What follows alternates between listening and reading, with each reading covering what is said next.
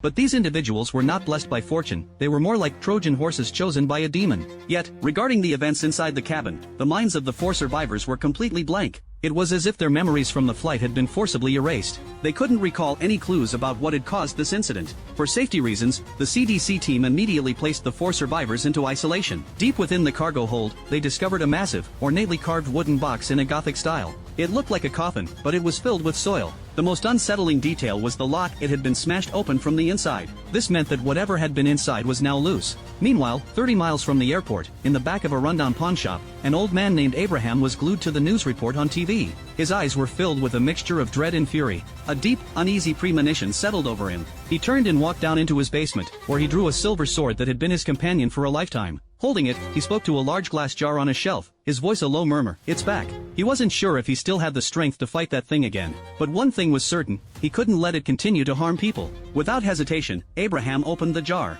He took a small knife and deliberately cut his own finger. As the drops of blood fell into the glass container, something horrifying happened. A preserved heart specimen, floating inside the liquid, began to beat, slowly at first, then with a steady rhythm. Even more disturbing, dozens of thin, tendril-like filaments emerged from the heart, writhing and greedily absorbing the fresh blood. Back at the airport, a greedy airport administrator named Bishop saw the bizarre wooden crate as an opportunity. He decided to have it smuggled out of the quarantine zone. As his men were preparing the crate for transport, Bishop suddenly heard a strange, whispering sound. The odd thing was, nobody else seemed to hear it. Driven by curiosity, Bishop followed the sound. It led him to a dimly lit storage room. There, on the concrete floor, he saw a strange, black mass. It looked like a living cloak, pulsing with a slow, rhythmic motion. As he leaned in, squinting to get a better look, the shadowy mass erupted. Before Bishop could even scream, a thick, barbed tendril shot out, piercing his neck with terrifying precision. In mere seconds, the mysterious creature drained him of every drop of blood. But the monster wasn't finished. It delivered a brutal, crushing blow to Bishop's head. It was as if the creature feared that its drained victim might somehow come back to life after it left.